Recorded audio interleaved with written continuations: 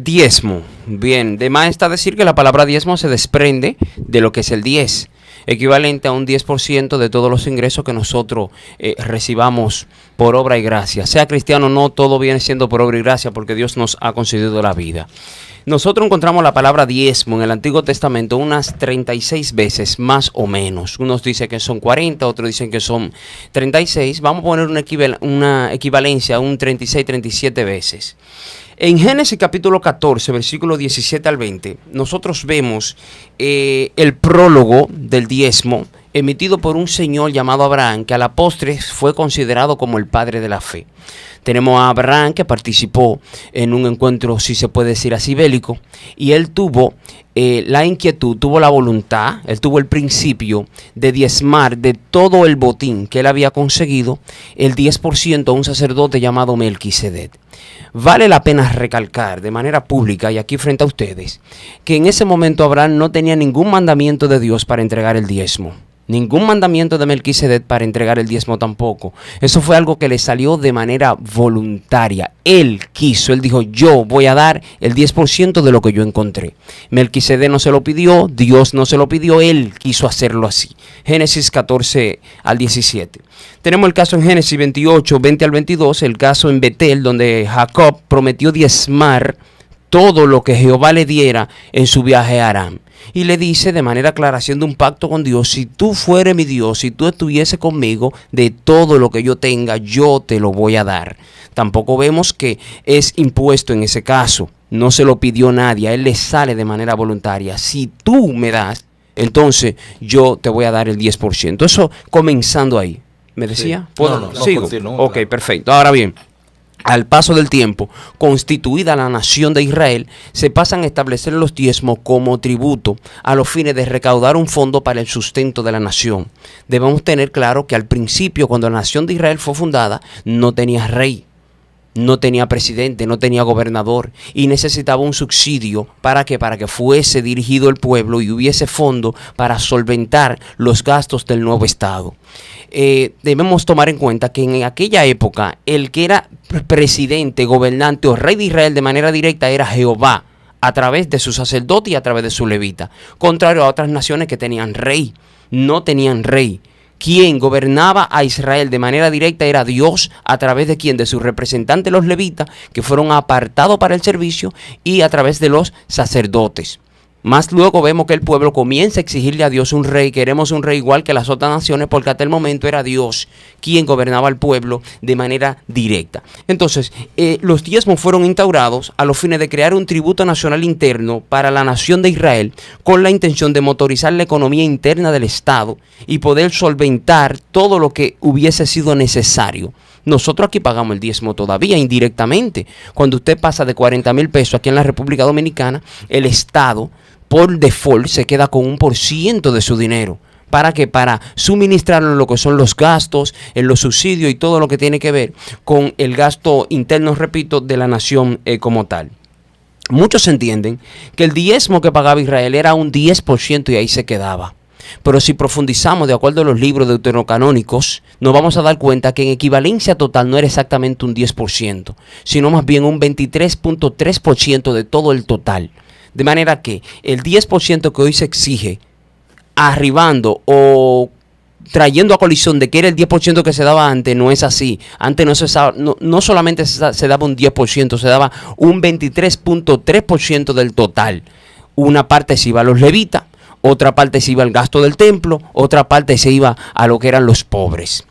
Debemos entender de que el diezmo no era tampoco directamente para los levitas, si así se puede decir. El diezmo fue integrado para dárselo a Jehová, para dárselo a Dios. El pueblo tenía que llevar el diezmo, no pensando que se lo iban a dar a los levitas. Eso era un tributo directo de Dios, que había que darlo, que había que entregarlo.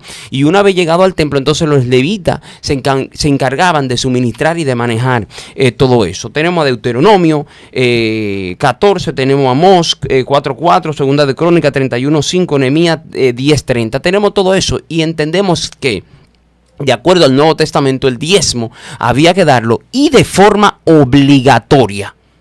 No era que yo quería o no quería, eso había que darlo de forma obligatoria. Tenemos el caso de Malaquías 3:10, muy famoso, que utilizan muchos pastores que hablan del diezmo.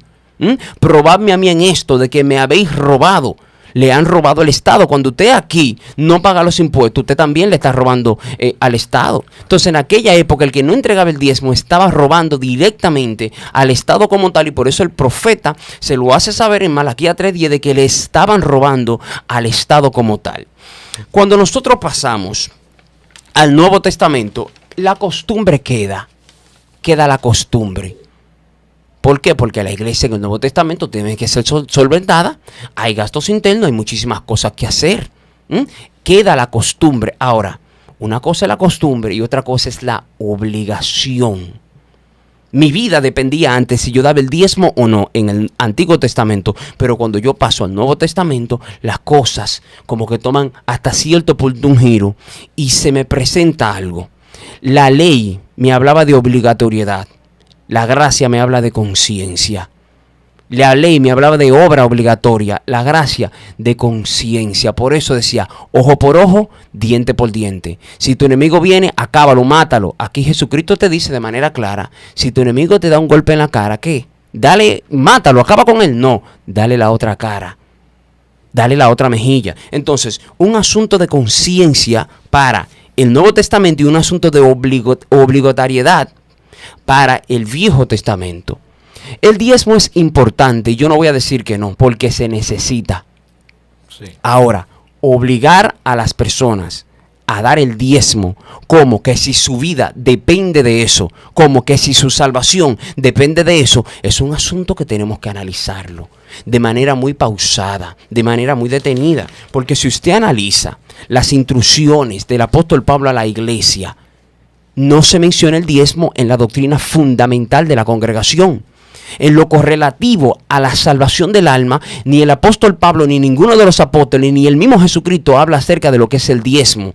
Porque una cosa es una doctrina correlativa para el funcionamiento de la obra y otra cosa es una doctrina fundamental para el funcionamiento de la obra. Y hay que tener cuidado.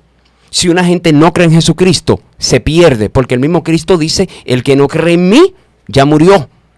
Cristo lo dice de manera clara. Cuando nosotros analizamos, por ejemplo, 2 de Timoteo 4 del 1 al 8, Hebreos 11, 12 y 13, Tito 2, 1 al 15, 1 Timoteo 5, 1 al 25 y 1 Tesalonicenses 4 del 1 al 12, vamos a vislumbrar la doctrina fundamental de la iglesia con los temas correlativos a la salvación. Y es sorprendente de que por ningún lugar aparece la palabra diezmo. Es más, ni siquiera la palabra ofrenda. Yo no puedo incluir dentro de las exigencias para la salvación de un ser humano la palabra diezmo. Eso me puede causar problemas por diferentes factores. El diezmo, insisto, hay que darlo. Es necesario darlo. ¿Por qué? Estamos en una época donde hay gastos y yo no pago con hoja de palo. Yo tengo que pagar con dinero. Hay que darlo. Ahora bien, decir, insisto, para terminar mi primer argumento, de que mi alma depende del diezmo que yo dé, eso trae problemas serios y hay que analizarlo de manera muy, pero muy pausada. Quiero terminar mi primer argumento con esta cita que tengo aquí. El don de Dios no se obtiene con dinero. Cuando me dicen tiene que dar el diezmo y no lo das, tú te vas a perder.